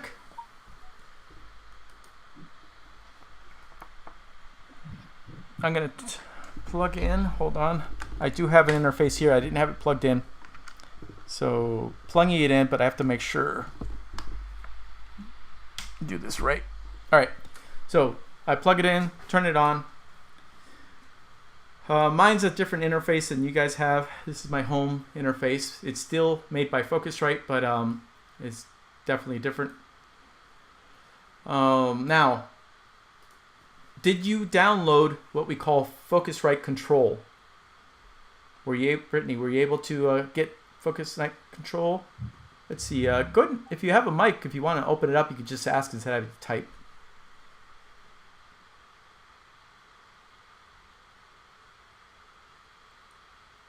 All right. I guess you're typing because you don't have access to a mic or your laptop microphone, because you can't turn that on. What is happening here? Oh, not right now. All right. It was actually asking me if I wanted to switch hardware. All right, so I'm going to now, the way you can find out if you have it is, can you guys see my cursor? Right up here, you have the spotlight.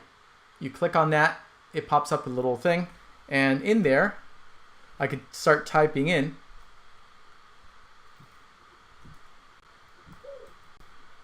Focusrite Control. You see as you start typing it, it pops up. So Focusrite Control. If I open that up, it will actually detect your hardware. It'll tell you what it is. And if you can't hear your headphones, what I tell everybody is to come and right here, you can see Restore right under File. So Restore Factory Defaults. My interface, just like yours, has so many features. If you have the 18i20, you have so many features that sometimes the interface gets lost or confused. So what I tell people is the quickest way of taking care of it is, instead of going to presets and resetting up one, just restore factory default. Click on that. It'll tell you, hey, I'm going to, erase settings and clear everything out. Tell it yes. It will set everything up for you, and you will be able to, hopefully at that point, like you could see my vocal right now, you can see it right in the line outputs for the headphones for me. So you'll actually be able to hear now with your interface through your headphones. That usually takes care of it. If you still have problems, or you are using the 2i4, for instance, that doesn't use the Focusrite Control, but usually when people tell me they have problems with headphones, it's the 18i20. I would recommend contacting the tech helplines, because they're actually able to take it to one more step, which they start checking out with you exactly what's happening. They'll be able to screen share with you and set everything up. I don't have it downloaded. Where do I find the download? Okay, great question. Let's go to... Okay, so I'm going to...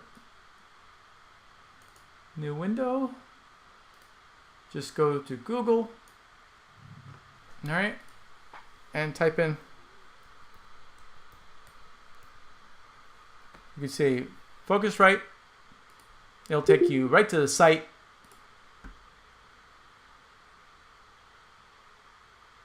All right. And then right in there, you're able to physically go to downloads.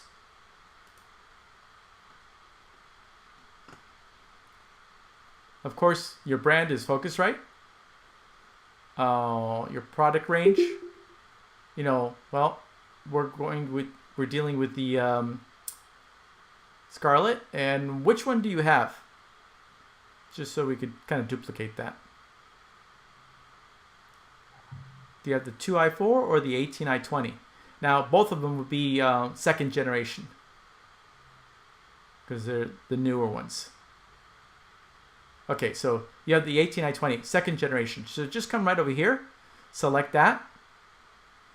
All right, and it's going to start, giving you all downloads, for instance. We use cookies, yeah. The routine, basically. Product type. I select it again. Where is it?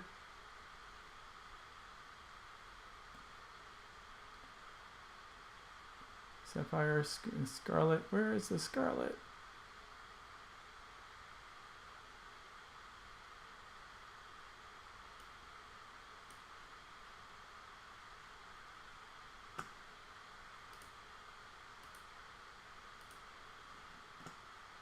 No, that's not what I want.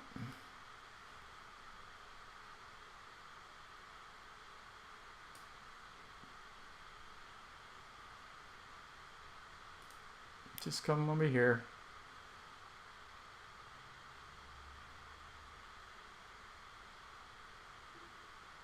I haven't had to do this in a long time. So select it. I forgot to open it up. There's the Focusrite control. Right there. Hit download. Macintosh, of course.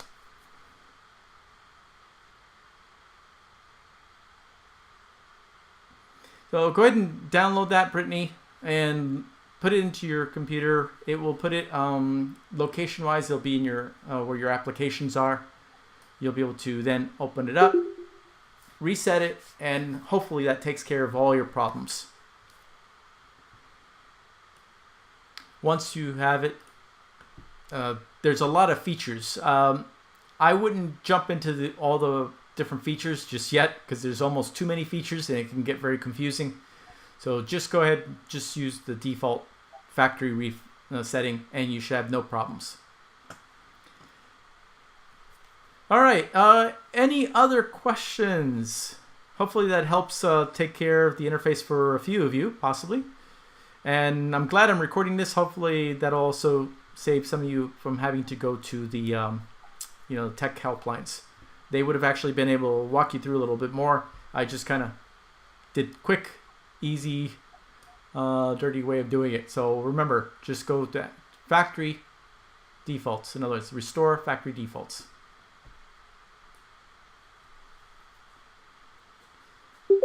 All right, everyone. Well, if there's no more questions, I guess I'll say goodnight to everyone. And remember, if you do think of something, please just go ahead and email us. Just email your instructor and he'll get back to you. We'll help you out. I'm having update problems. What update problems? You're trying to update logic? Or you're updating what?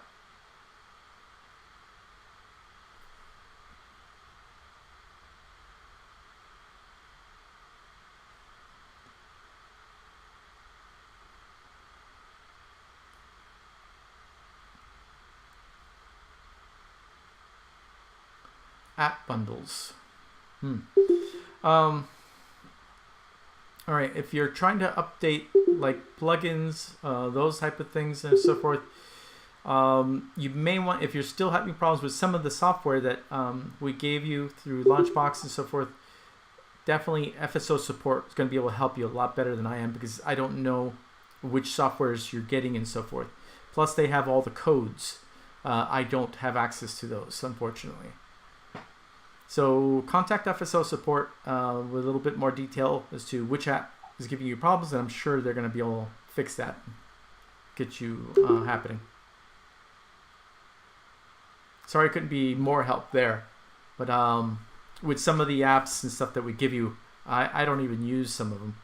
So I'm not familiar with them.